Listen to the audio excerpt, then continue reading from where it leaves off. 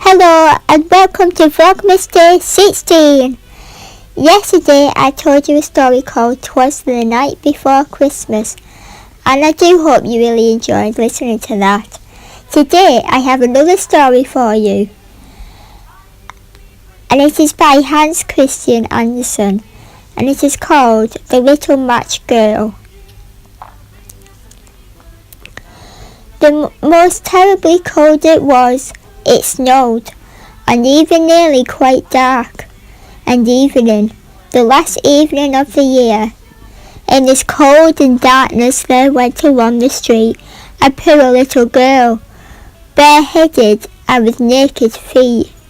When she left home, she had slippers on. It is true, but what was the good of that? They were very large slippers, which her mother had hitherto worn. So large were they, and the poor little thing had lost them as she scuffled away across the street because of two carriages that rolled by dreadfully fast. One slipper was nowhere to be found. The other had been laid hold of by an urchin, and off he ran with it. He thought it would do capitally for a cradle when he some day or other should have children himself. So the little maiden walked on with her tiny naked feet that were quite red and blue from cold. She carried a quantity of matches in an old apron, and she held a bundle of them in her hand. Nobody had bought anything of her the whole lifelong day. No one had given her a single farthing. She crept along trembling with cold and hunger, a very picture of sorrow, the poor little thing. The flakes of snow covered her long fair hair, which fell in beautiful curls around her neck, but of that, of course, she never once now thought. From all the windows the candles were gleaming, and it smelled so deliciously of roast goose, for you know it was New Year's Eve. Yes, of that she thought. In a corner formed by two houses, of which one advanced more than the other, she seated herself down and cowered together. Her little feet she had drawn close up to her, but she grew colder and colder, and to go home she did not venture, for she had not sold any matches, and could not bring a farthing of money. From her father she would certainly get blows, and at home it was cold too, for above her she had only the roof, through which the wind whistled, even though the largest cracks were stopped up with straw and rags. Her little hands were almost numbed with cold. Oh, a match might afford her a world of comfort if she only dared take a single one out of her bundle, draw it against the wall and warm her fingers by it. She drew one out. Whisht! How it blazed, how it burnt. It was a warm, bright flame, like a candle. As she held her hands over it, it was a wonderful light. It seemed really to the little maiden as though she was sitting before a large iron stove, with burnished brass feet and a brass ornament at top. The fire burned with such blessed influence. It warmed so delightfully.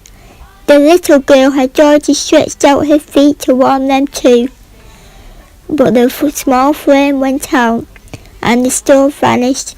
She had only the remains of the burnt-out match in her hand. She rubbed another against the wall. It burned brightly, and where the light fell on the wall, there the wall became transparent like a veil, so that she could see into the room. On the table was spread a snow-white tablecloth. Upon it was a splendid porcelain service, and the roast goose was steaming famously with its stuffing of apple and dried plums. And what was still more capital to behold was the goose topped down from the dish, reeled about on the floor with knife and fork in its breast, till it came up to the poor little girl. When the match went out, and nothing but the thick, cold, damp wall was left behind. She waited till another match. Now there she was, sitting under the most magnificent Christmas tree. It was still larger and more decorated than the one which she had seen through the glass door in the rich merchant's house.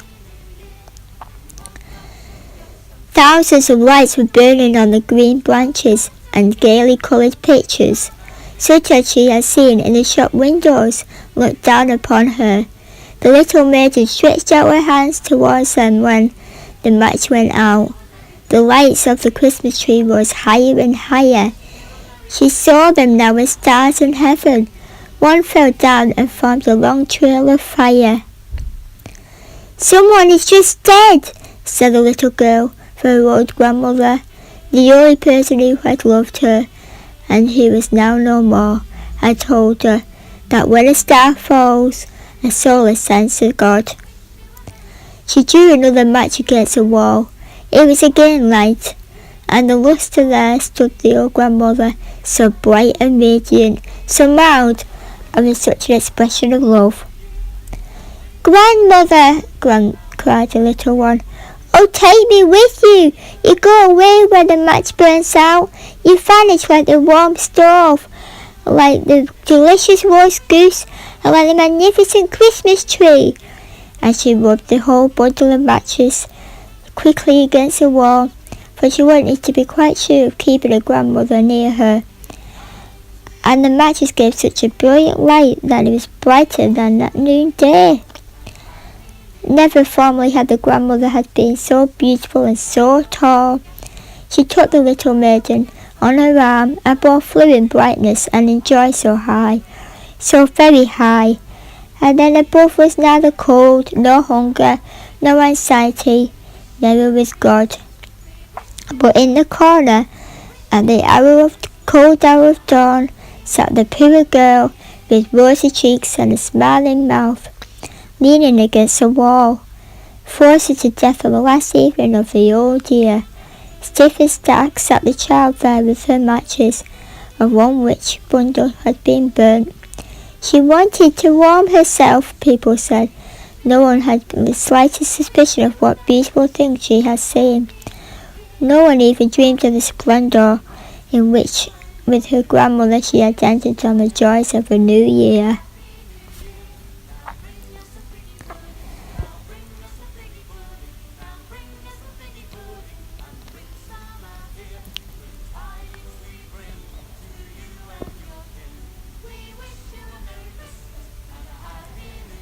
And that is such a beautiful story.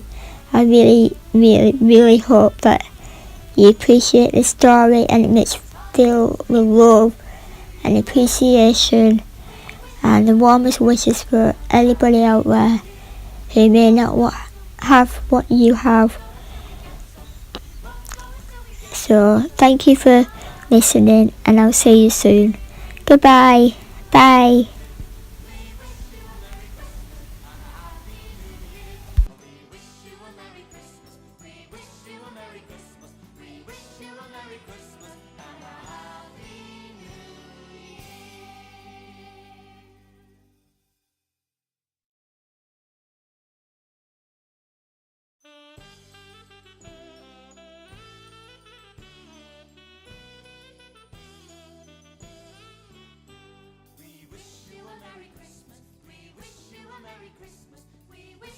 Merry Christmas and a Happy New Year. Good tidings